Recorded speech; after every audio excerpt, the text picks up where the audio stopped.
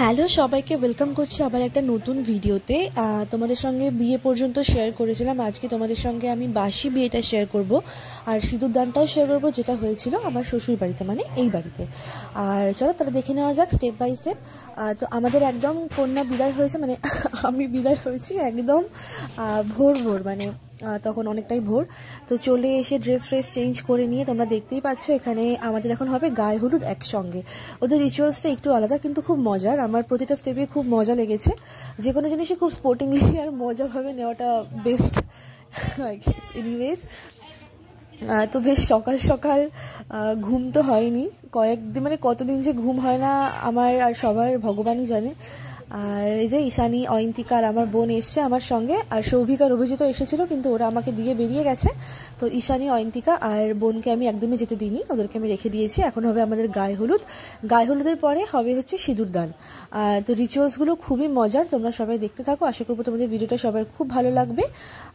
আর বলতে গেলে পরে ভগবানের একটা আশীর্বাদ কি, তখন না ঠান্ডাটা একদম, মানে এখন ঠান্ডাটা একদম কমে গেছে, যে কারণে খুব ভালো হয়েছে, মানে ঠান্ডা কমে যাওয়াতে সবটা খুব সুবিধাজনক হয়েছে বিষয়টা। তো চলো আস্তে আস্তে দেখে নেওয়া যাক।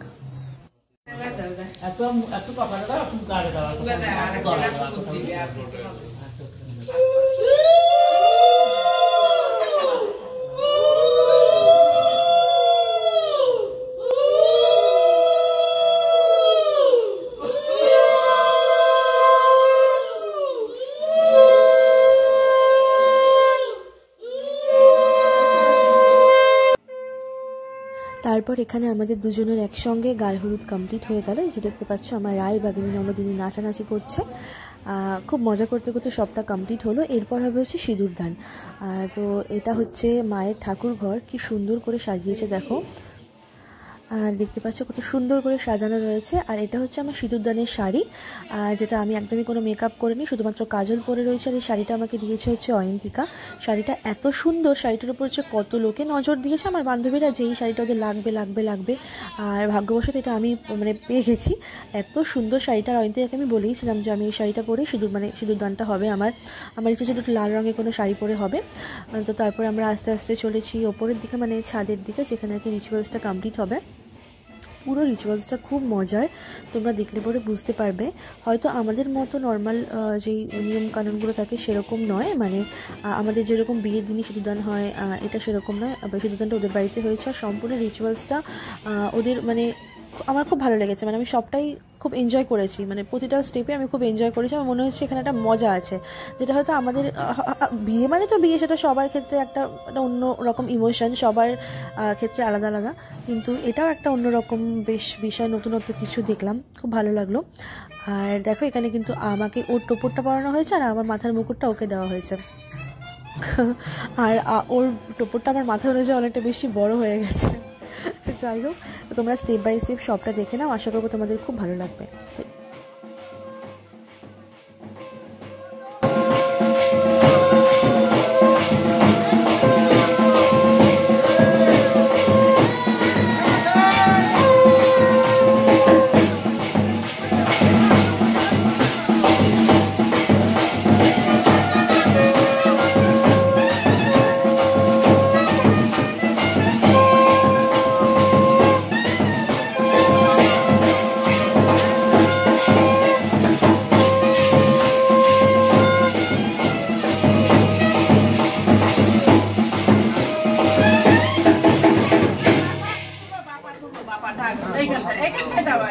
বাবাটা এখানে বসে দাও, তার ডানটা দাও, ওইটাতে ডানটা দাও, তারপর দুই পা দাও। হ্যাঁ, এবার নামো, ওইটাতে নেমে যাও, তুমি এখানে নেমে যাও।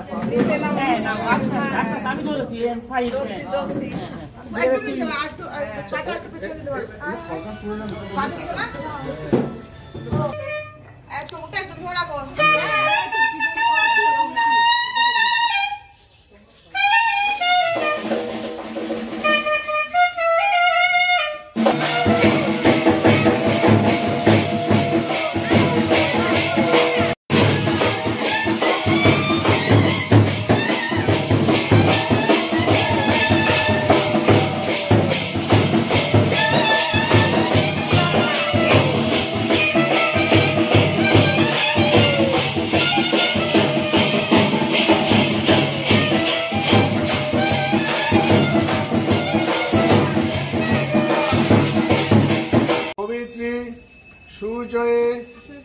সাবিত্রী কর্ম দায়িনী এসর্গ নম ভগবতে শ্রী সূর্যায় নমঃ নমো নমঃ।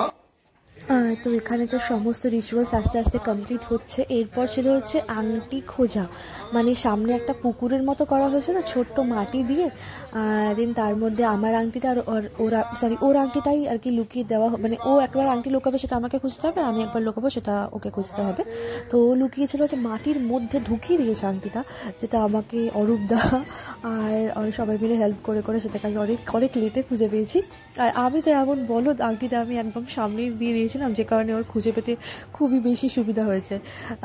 তো দেখো খুব মজা লাগছিল রিচুয়ালসগুলো কমপ্লিট করতে করতে। এরপর কড়ি খেলাও হয়েছে, সবটা তোমাদের সঙ্গে শেয়ার করবো, তো দেখে নাও।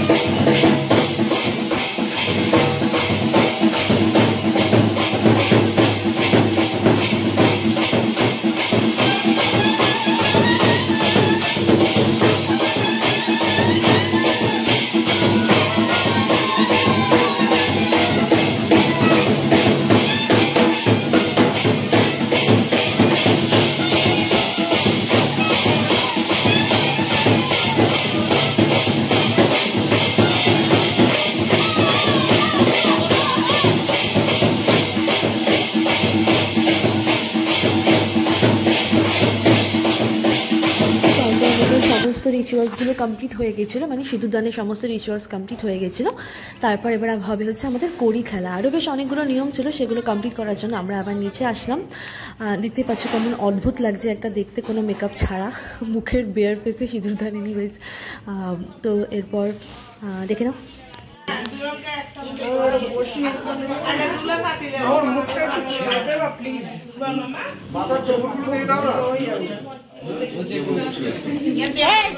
तो सुरा होगा आपका डाप का ले आओ यंदी हर खाना दे गौरव देखना और खा ले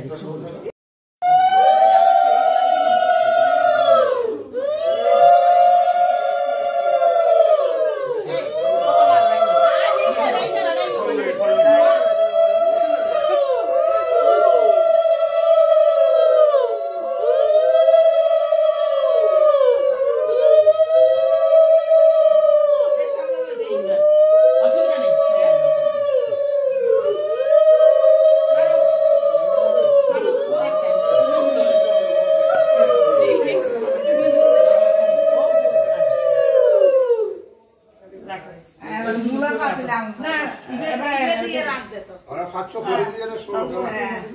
Cosa da dire con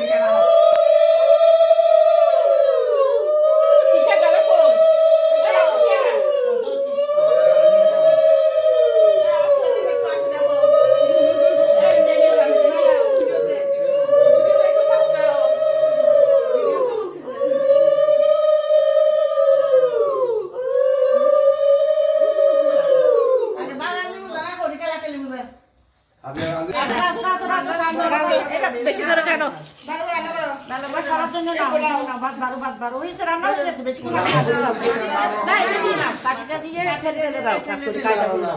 ওটা চামচ বিরিয়ানি বেশি করে দাও, বৌদি বিরিয়ানি বিরিয়ানি এবার ভাগ করো, এবার ভাগ করো। শাশুড়ির জন্য আগে ভাগ করো, শ্বশুর শাশুড়ি ভাগ করো, ওদের একটু বেশি বেশি কাটে না, কাঠি দিয়ে এবার ভাগ করো, এবার ভাগ করবে। এটা শ্বশুর শাশুড়ি, এটা অতিথি, এটা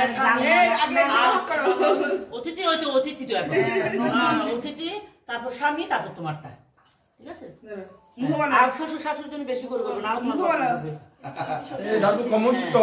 তারপরে অতিথি, তারপর গুল্লু, তারপরে তারপরে কিসের জন্য কিসের বড়ের জন্য রাখো। হ্যাঁ ফেলে দিলাম, ঢালো কিসা তো এখানে থাকলে নরসটা আলাদা করে দিতাম,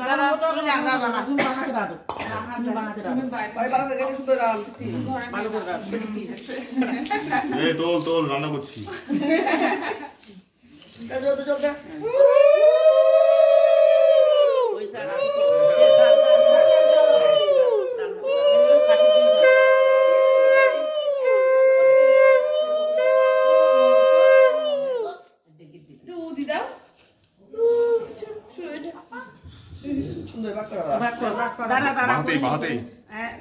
তুই বানাতে বাদ কর, তুই আমার জন্য একটু বেশি দিস, আমাকে এক্সট্রা দিস। তোমার বাবা শ্বশুরের জন্য আগে তো সব বাবা মার জন্য কথা, আমার জন্য একটু বেশি দিস, আমি বেশি খাই তো তোমার। ঠিক আছে, বলো কাকা জবাব করবো। আগে তোমার জেঠিমার জন্য রাখো, বাবা মা তোমার জেঠিমার জন্য করো আগে। আচ্ছা দেখ না, তোর বেশি না জেঠিমার জন্য বাচ্চা, এটা বাবা মার, এটা কার, এটা আমার অতিথি, বসে আছে। এটা অতিথি। তারপরে এবার তুই হিসাব করছিস, আগের জন্য ওর জন্য করবি না তোর জন্য করবি, তুই চিন্তা কর। আচ্ছা আগে ওর জন্য করে দিই, তোর জন্য, বাকিটা আমার জন্য, কার জন্য আর কেউ নেই। ওর জন্য করেছিস? শোনাই ও শোনাই তোলাই যাও রে, শোনাই যাও, ঠিক আছে? বলতে হবে না, অতি সব চলে আসছে।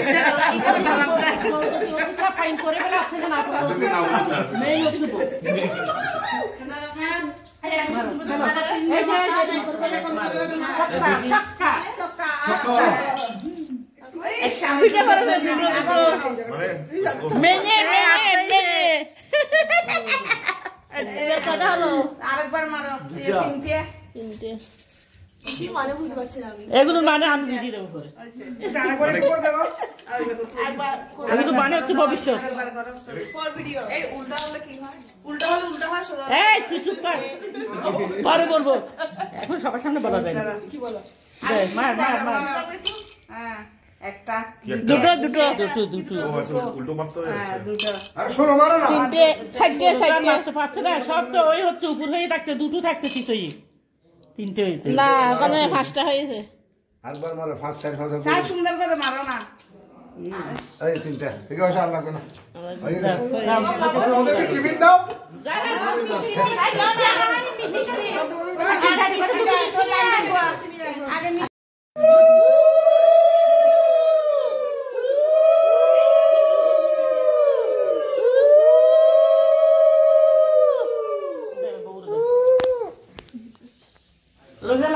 কোনো দিব তো আমি রাখি দিয়ে তুই, তারপরে গরম জল দে, হরিম হরিম হরিম দেবের বউরে দে।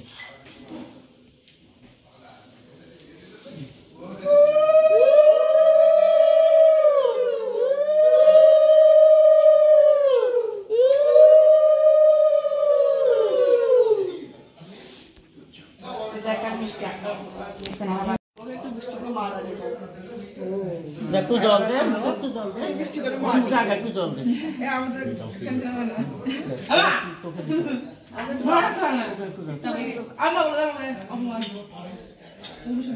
চিন্তা না করছি, বেশি ঠিক নয়, তুই বুঝে